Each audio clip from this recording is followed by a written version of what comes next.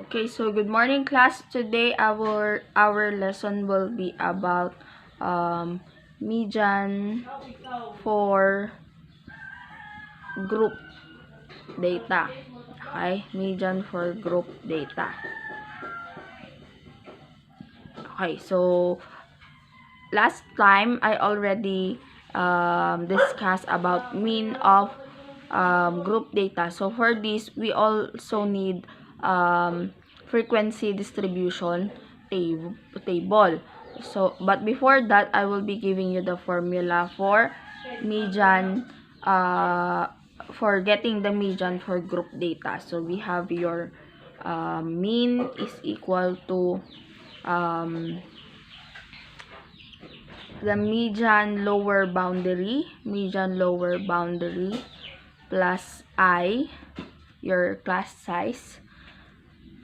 I is class size, and it is multiplied by your n over 2 minus less than ito, yung less than sign to ha, less than cumulative frequency below, divided by the frequency of the median class. Okay?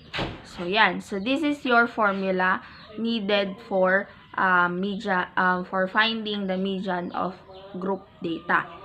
Okay? So, we have here n over 2. So, this is used for you to find the median class. Okay? So, n divided by 2 is used to determine the median class. Okay, so this is the formula to determine the median class, and this is your formula for determining the median. So all we have to do is solve or find your median lower boundary, your class size, which is I, your median class, less than cumulative frequency below, and your frequency or the frequency of the median. Okay, so here is the descriptions. Okay, ayan. So this is the description of the things that we need in finding the median for group data. So, a while back, napakita ko na yung n divided by 2. Okay? So, that is to determine your median class. And here, your XLB, it is the lower class boundary of the median class. Okay? Remember that it is the lower boundary or lower class boundary. I will tell you later kung ano yung lower class boundary. Okay? Your I is the class size. Naalala nyo yung class size dun sa mean. Simply, ito yung magiging size nung, this is your range divided, your range divided by the number of class intervals. Ito yung class size. Okay? Pero I will show you later on kung paano mas madaling malaman yung class size. Okay? So, your n is the total number of frequencies. So, ito yung total number of frequencies. Your less than CFB is the less than cumulative frequency before the median class. So, less than cumulative frequency before the median class, mamaya ipapakita ko. So, FM, or this is the frequency of the median class. Ito yung frequency na ng median class. So, I'll show you. So, now, we are going to use yung given na yung class interval, tsaka given na yung frequencies. Okay? Hindi na tayo gagawa.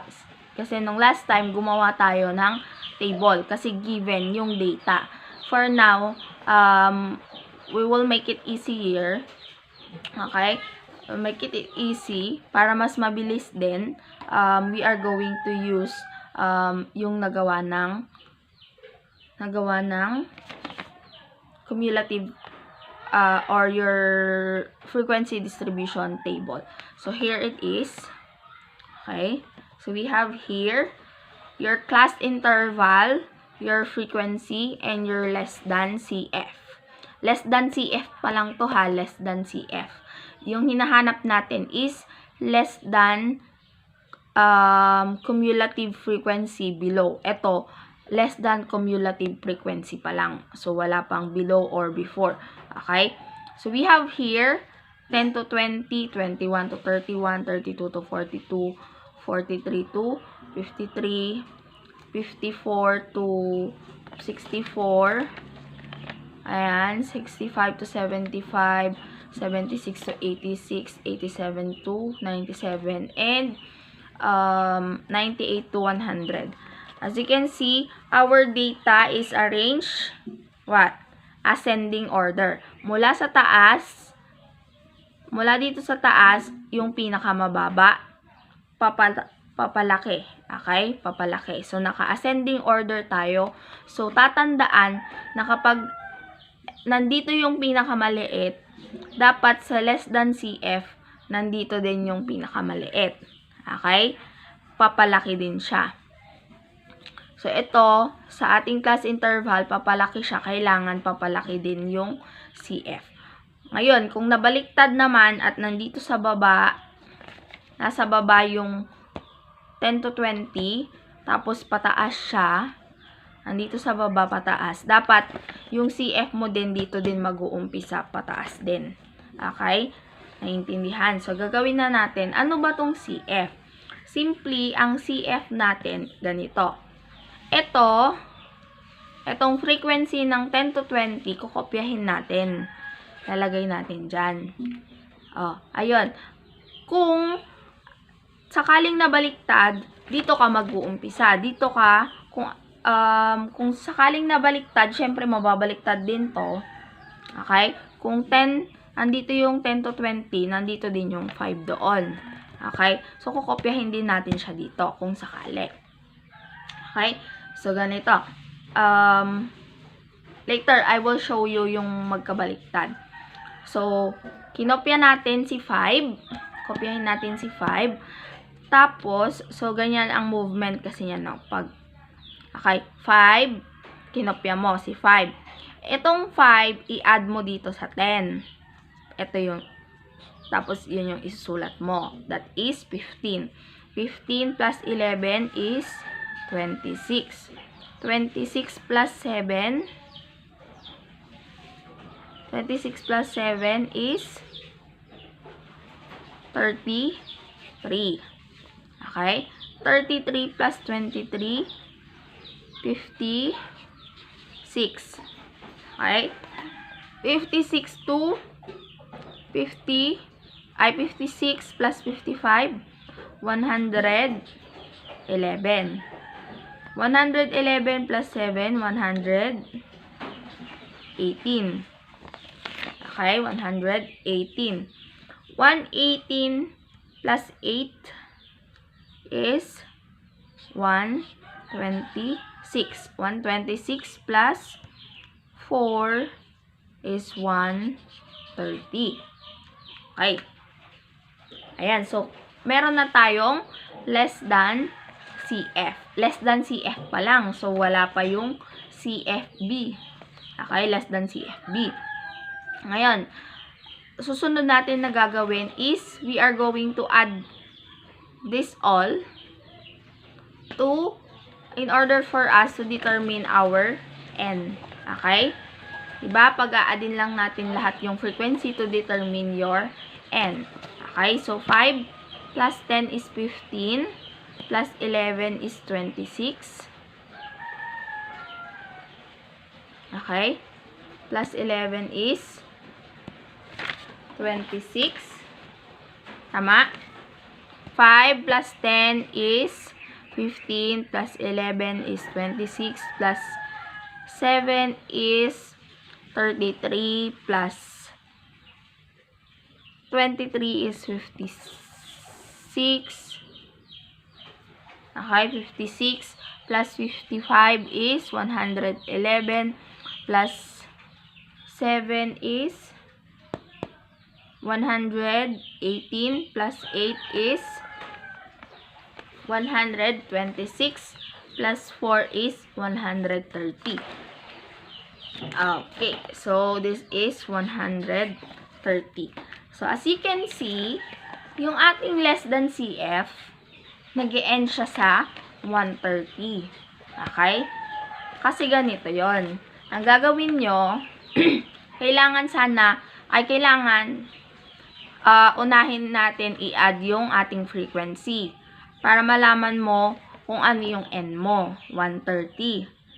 Tapos, itong 130 na to, ito yung magiging basis mo kung magkakamali ka ba sa paglalagay ng less than CF. Kasi kapag hindi naging 130, yung value nito dito sa last, ibig sabihin may mali ka somewhere else dito. Okay?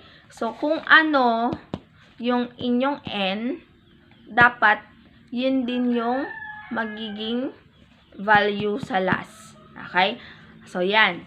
Pakita natin. So, as you can see dito, ascending order siya. Maliit papataas. Okay? Ganun din dito. Maliit papataas. At tatandaan na dapat mag-uumpisa ka lagi sa pinakamaliit. Okay? Sa pinakamaliit. Kopyahin mo lang. Tapos, yung pinaka-last, kailangan maging equal siya kay 130. Kailangan maging equal dito sa N. So, unahin mong i-add yung F para makuha yung N para may basis ka kung malalaman mo kung magkakamali ka dito. So, that's it. So, this is our frequency distribution for median class. Okay, so ito, kailangan muna nating hanapin tong mga to in order for us to solve our problem. Kasi yung formula natin composed of this one. Okay, so ang pinakauna natin gagawin is we are going to find your median class. Okay, ito muna. Median class. This will be the first one. Susunod, median class. Kapag nakuha na natin yung median class, pwede na nating hanapin yung inyong number 2. Okay?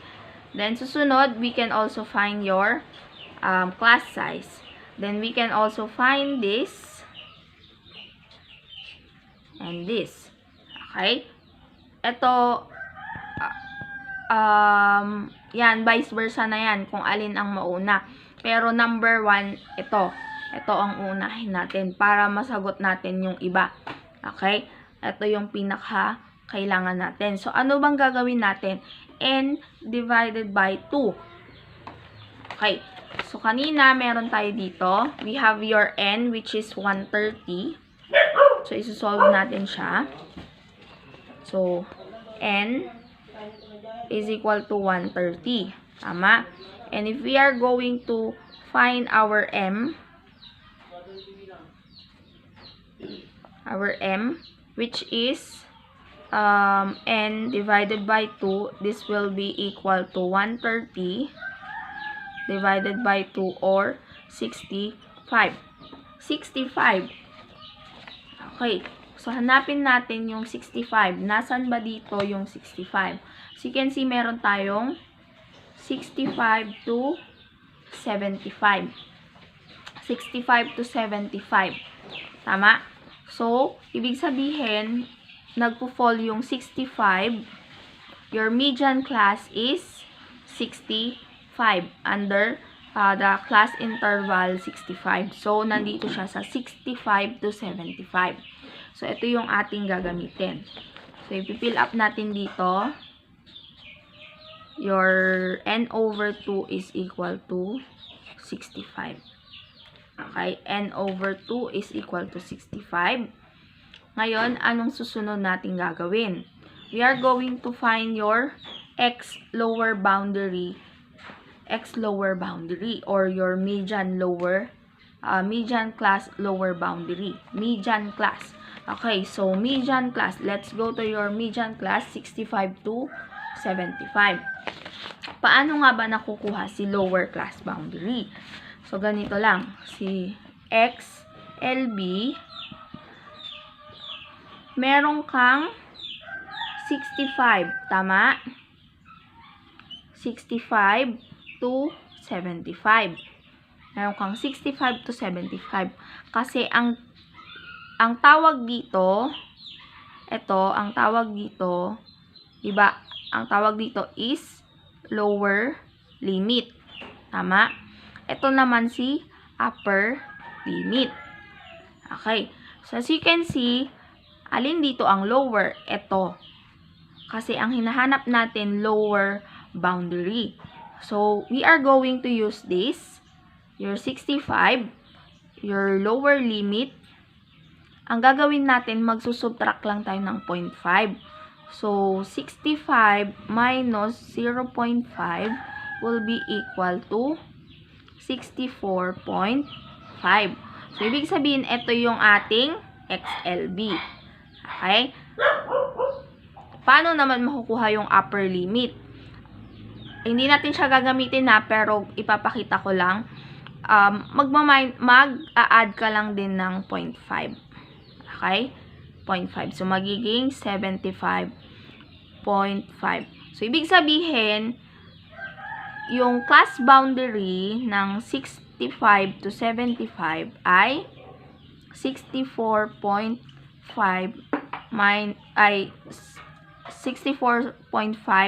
up to 75.5. Ang ibig niyang sabihin, ito kasi yung magiging basis mo. Yung class boundary, for example, ang masusolve mo na median ay 64.58.